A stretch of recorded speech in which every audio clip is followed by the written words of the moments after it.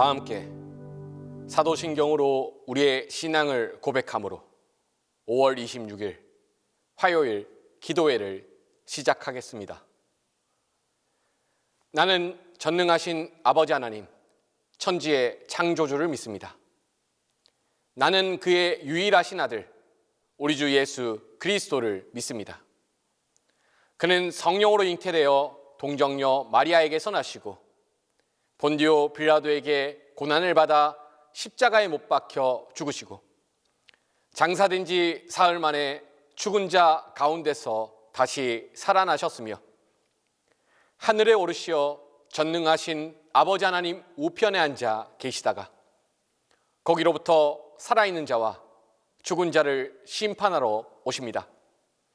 나는 성령을 믿으며 거룩한 공교회와 성도의 교제와 죄를 용서받는 것과 몸의 부활과 영생을 믿습니다.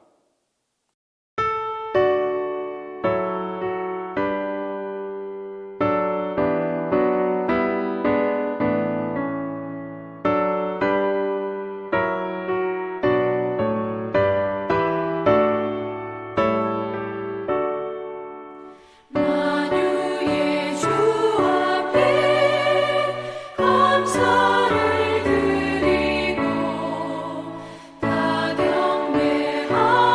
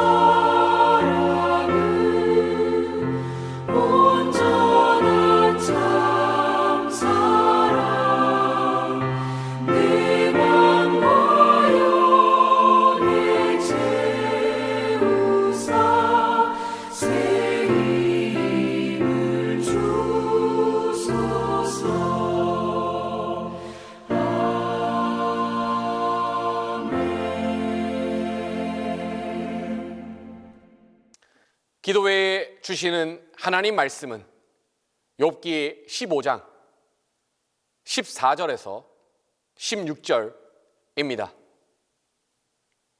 사람이 어찌 깨끗하겠느냐? 여인에게서 난 자가 어찌 의롭겠느냐? 하나님은 거룩한 자들을 믿지 아니하시나니 하늘이라도 그가 보시기에 부정하거든. 하물며 악을 저지르기를 물마심같이 하는 가증하고 부패한 사람을 용납하시겠느냐? 성경에는 의인에 대한 두 가지의 개념이 공존합니다. 우리가 잘 알고 있는 로마서 3장은 이렇게 말합니다. 의인은 없나니 하나도 없으며, 모든 인간이 죄인이라는 겁니다. 인간들 중에 의인이 하나도 없다는 겁니다. 반면 우리가 잘 외고 있는 복 있는 사람은으로 시작하는 시편 1편은 의인들의 모임 혹은 의인들의 길이라는 표현을 통해 하나님의 말씀을 주야로 암송하는 이들이야말로 의인이라 규정합니다. 즉 인간 중에서 하나님의 말씀을 곱씹고 순종하는 사람은 의인일 수 있는 겁니다. 서로 상반된 두 개념은 서로 다른 맥락 속에서 이야기를 하고 있습니다.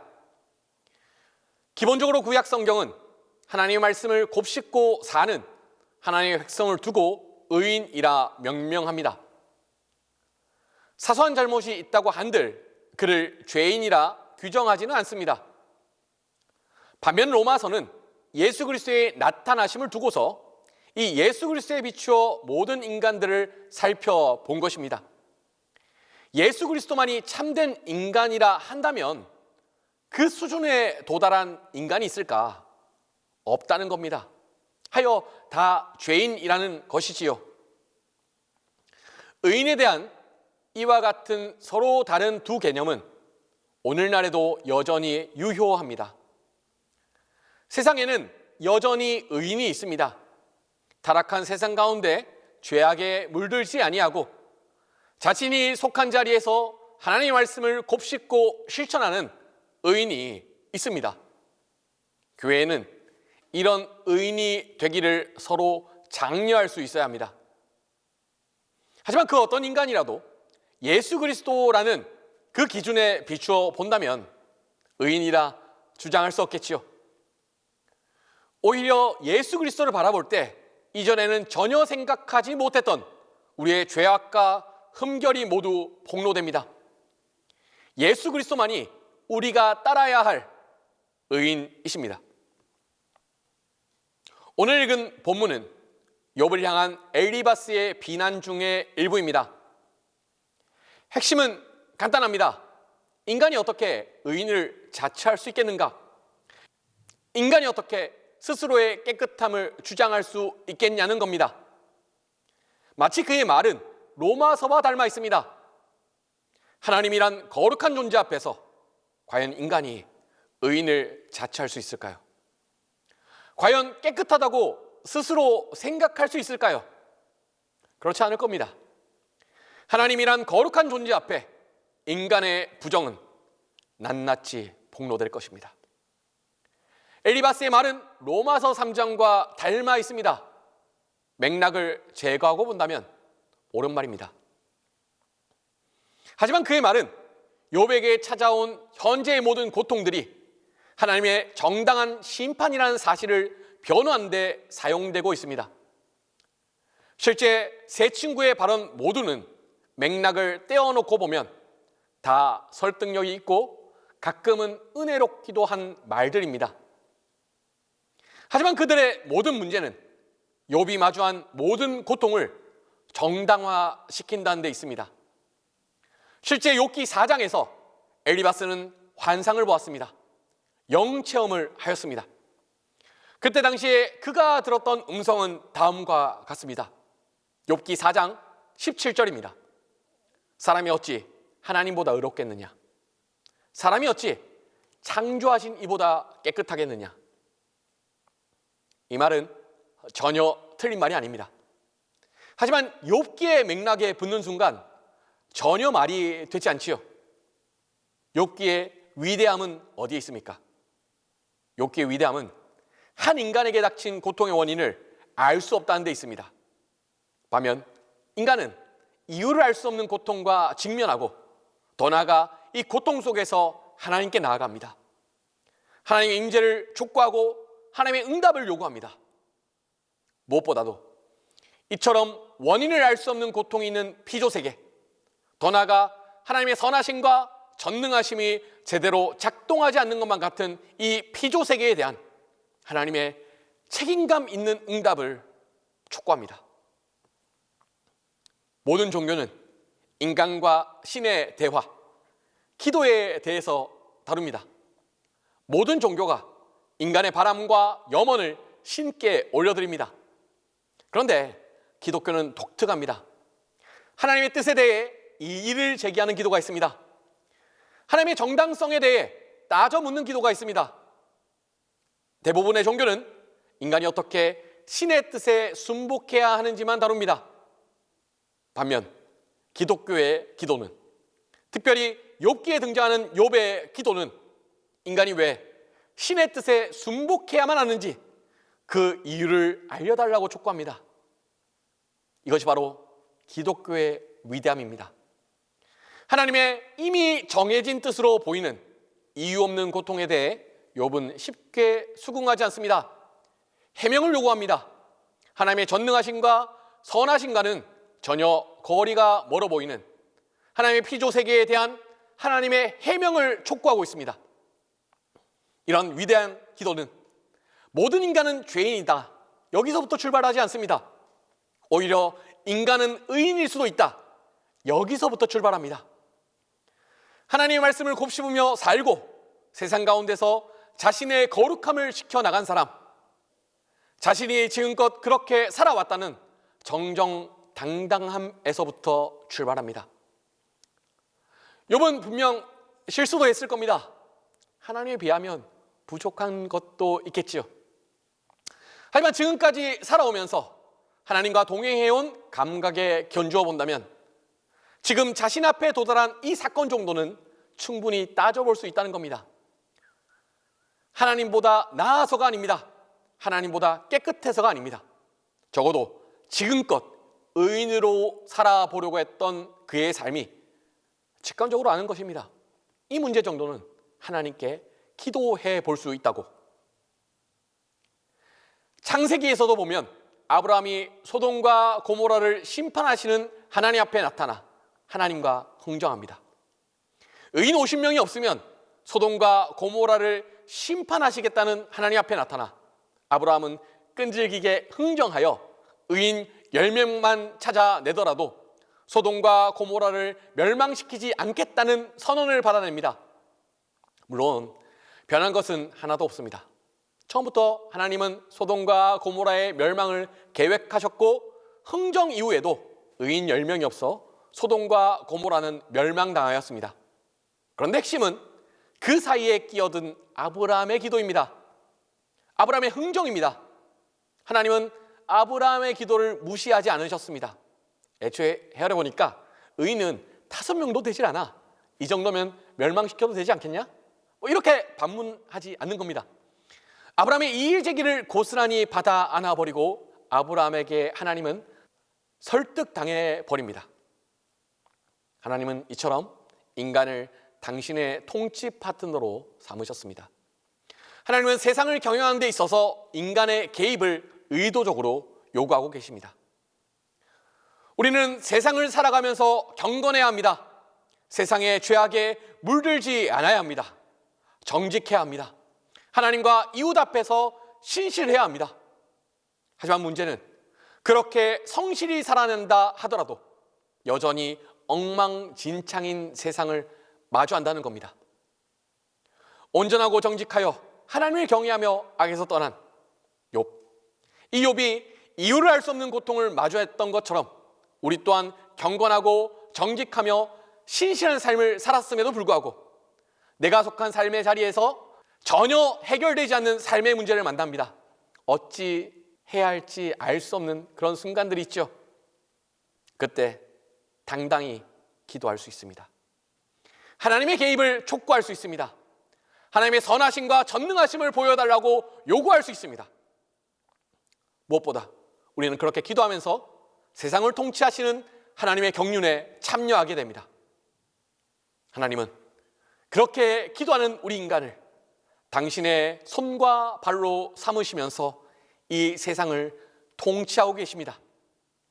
의인처럼 사십시다. 그리고 의인처럼 하나님께 당당하게 기도하십시다. 기도하겠습니다. 살아계신 하나님, 우리가 세상을 살아가면서 의인으로 살아가게 하여 주십시오. 세상의 죄악 가운데 물들지 아니하게 하여 주시고 거룩함을 지킬 수 있게 하여 주시고 당당하게 의인으로 살아갈 수 있게 하여 주십시오. 하여 세상의 부정의에 대하여, 세상의 부당함에 대하여 하나님 정정당당하게 하나님께 따져 묻게 하여 주십시오. 이를 통하여 세상을 경영하시는 하나님의 경륜에 참여할 수 있는 그 특권을 우리가 맛볼 수 있게끔 인도하여 주십시오. 감사합니다. 예수님의 이름으로 기도드립니다. 이제는 주님께서 가르쳐 주신 기도를 다 함께 하오니, 하늘에 계신 우리 아버지, 아버지의 이름을 거룩하게 하시며 아버지의 나라가 오게 하시며 아버지의 뜻이 하늘에서와 같이 땅에서도 이루어지게 하소서. 오늘 우리에게 일용할 양식을 주시고 우리가 우리에게 잘못한 사람을 용서하여 준 것 같이 우리 죄를 용서하여 주시고 우리를 시험에 빠지지 않게 하시고 악에서 구하소서. 나라와 권능과 영광이 영원히 아버지의 것입니다. 합심하여 기도하시겠습니다. 말씀대로 살아내려는 우리가 의인의 삶을 포기하지 않도록 위하여 기도하겠습니다. 또한 우리 삶 가운데 있는 불의와 도저히 이해할 수 없는 현실 속에서 기도를 통하여 하나님의 경륜에 참여할 수 있기를 위하여서 기도하겠습니다. 그리고 동신교회와 동신교회에서 드려지는 모든 예배를 위하여서 기도하겠습니다. 이 시간 합심하여 기도하시고 개인적인 기도를 함께 하시기를 바랍니다. 기도하겠습니다. 살아계신 하나님, 이 세상 가운데 우리가 세상에 물들지 아니하게 하여 주십시오. 거룩함을 유지할 수 있게 하여 주십시오. 타락한 세상의 문화 가운데 우리가 적셔들지 아니하게 하여 주시고 거룩함을 유지하면서 세상 가운데 정의롭게 당당하게 의롭게 살아갈 수 있게 하여 주십시오. 날마다 하나님의 말씀을 곱씹게 하여 주시고 그 말씀에 순종할 수 있는 능력을 허락하여 주십시오. 그리하여 이 세상 가운데 하나님 앞에 당당한 의인으로서 살아갈 수 있도록 주님 우리를 인도하여 주십시오. 또한 하나님, 우리가 세상을 살아가다 보면 세상 가운데 불의가 만연하고 부정의가 많은 아버지 그런 일들을 목격하게 됩니다. 하나님의 전능하심과 하나님의 통치가 의심되는 그런 순간들이 있을 때도 있습니다. 하지만 그때마다 하나님, 우리가 당당하게 하나님께 기도할 수 있게 하여 주십시오. 하나님의 개입을 요청할 수 있게 하여 주십시오. 하나님의 전능하심과 하나님의 선하심을 보여달라고 그렇게 기도할 수 있게끔 하여 주십시오. 이를 통해 하나님의 경륜과 하나님의 통치에 대해서 우리가 맛볼 수 있게끔 우리를 인도하여 주십시오. 하나님, 또한 동신교회를 기도합니다. 동신교회 하나님이 되어 주십시오. 동신교회 주인이 되어 주십시오. 동신교회 처음부터 끝까지 하나님께서 주관하시는 그 광경들을 우리가 볼 수 있게끔 주님 인도하여 주십시오. 하나님, 또한 우리 동신교회에서 드려지는 모든 예배 가운데 하나님의 말씀이 선포되게 하시고 그 말씀 가운데 우리가 은혜와 감화를 받을 수 있게 하시고 그 말씀을 말미암아 우리가 하나님 앞에서 예수 그리스도 닮게끔 날마다 빚어질 수 있는 그런 예배가 있도록 주님 인도하여 주시고 함께하여 주십시오.